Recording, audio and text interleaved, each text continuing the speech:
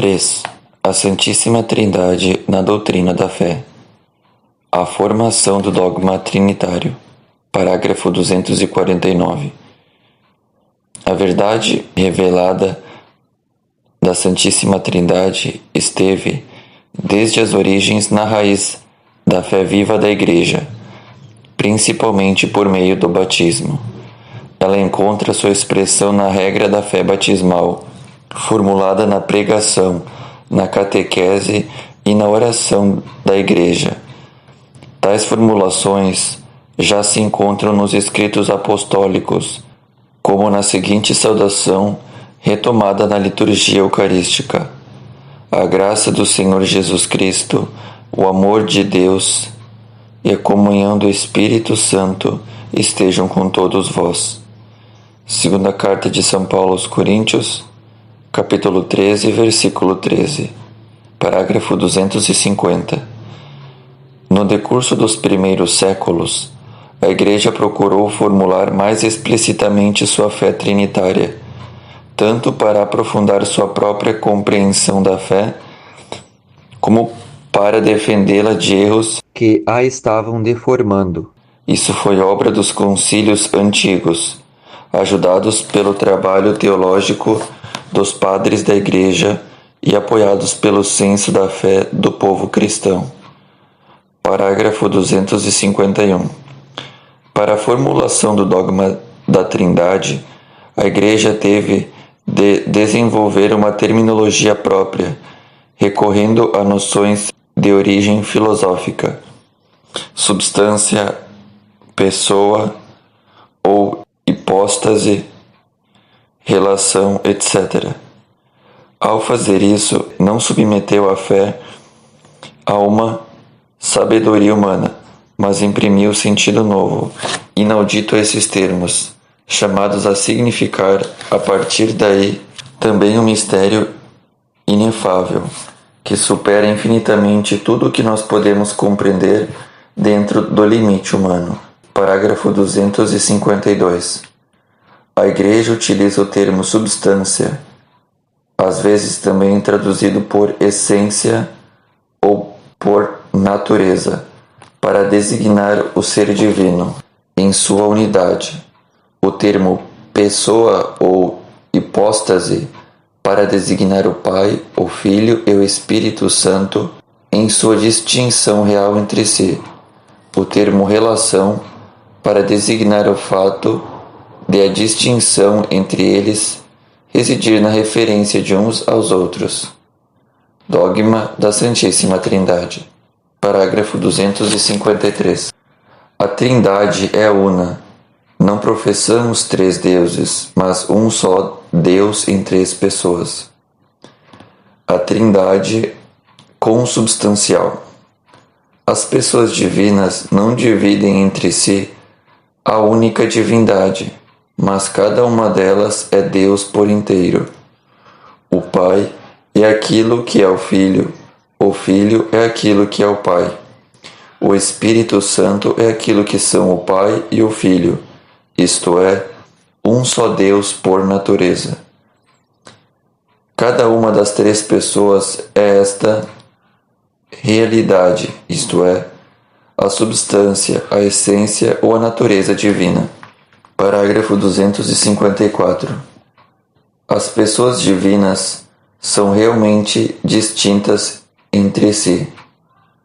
Deus é único, mas não solitário.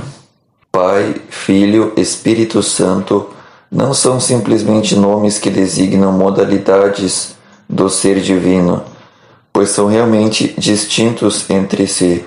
Aquele que é o Pai não é o Filho, e aquele que é o Filho não é o Pai. Nem o Espírito Santo é aquele que é o Pai ou o Filho. São distintos entre si por suas relações de origem.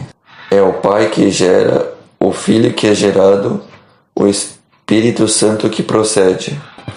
A unidade divina é trina. Parágrafo 253. As pessoas divinas são relativas umas às outras. Por não dividir a unidade divina, A distinção real das pessoas entre si reside unicamente nas relações que as referem umas às outras.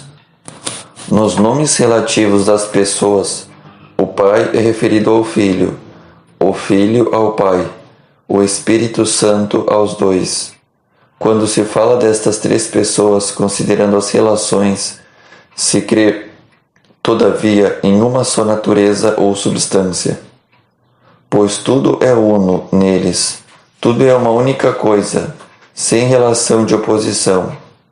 Por causa desta unidade, o Pai está todo inteiro no Filho, todo inteiro no Espírito Santo. O Filho está todo inteiro no Pai, todo inteiro no Espírito Santo. O Espírito Santo, todo inteiro no Pai, todo inteiro no Filho. Parágrafo 256. Aos catecúmenos de Constantinopla, São Gregório Nazianzeno, denominado também o teólogo, confia o seguinte resumo da fé trinitária. Antes de todas as coisas, conservai-me este bom depósito, pelo qual vivo e combato, com o qual quero morrer, que me faz suportar todos os males e desprezar todos os prazeres. Refiro-me à profissão de fé no Pai e no Filho e no Espírito Santo. Eu hoje a confio a vós. É por ela que daqui a pouco vou mergulhar-vos na água e vos tirar dela.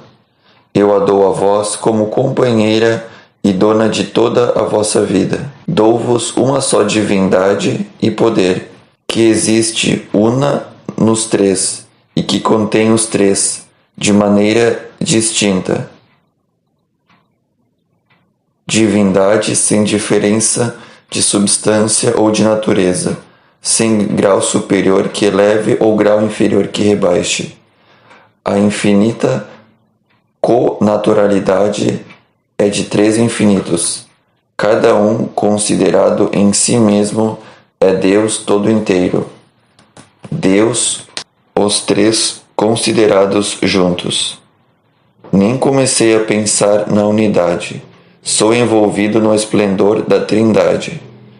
Nem comecei a distinguir a Trindade, sou reconduzido à unidade. 4. As obras divinas e as missões trinitárias. Parágrafo 257. O lux beata trinitas et principalis unitas. Ó luz, Trindade bendita, ó primordial unidade. Deus é beatitude eterna, vida imortal, luz sem ocaso.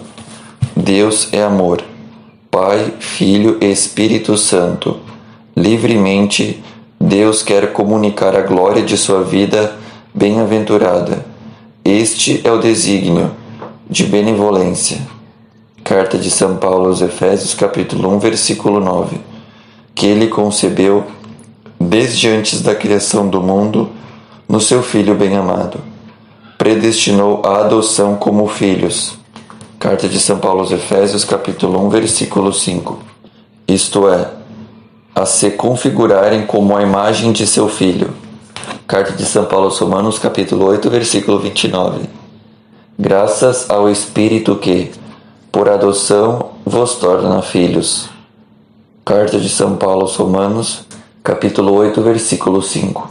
Esta decisão prévia é uma graça que nos foi dada no Cristo Jesus, antes de todos os tempos. Segunda carta de São Paulo a Timóteo, capítulo 1, versículo 9. Proveniente diretamente do amor trinitário.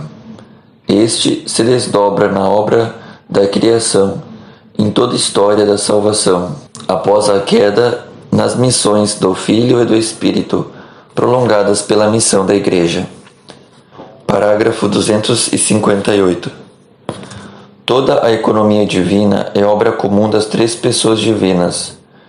Efetivamente, como a Trindade não tem senão uma única e mesma natureza, assim também não tem senão uma única e mesma operação. O Pai, o Filho e o Espírito Santo são três princípios nas criaturas, mas um só princípio. Contudo, cada pessoa divina cumpre a obra comum segundo sua propriedade pessoal. Assim, a Igreja confessa, na linha do Novo Testamento, um Deus e Pai, do qual são todas as coisas, um Senhor Jesus Cristo, mediante qual são todas as coisas, um Espírito Santo em quem são todas as coisas. São, sobretudo, as missões divinas da encarnação do Filho e do dom do Espírito Santo que manifestam as propriedades das pessoas divinas.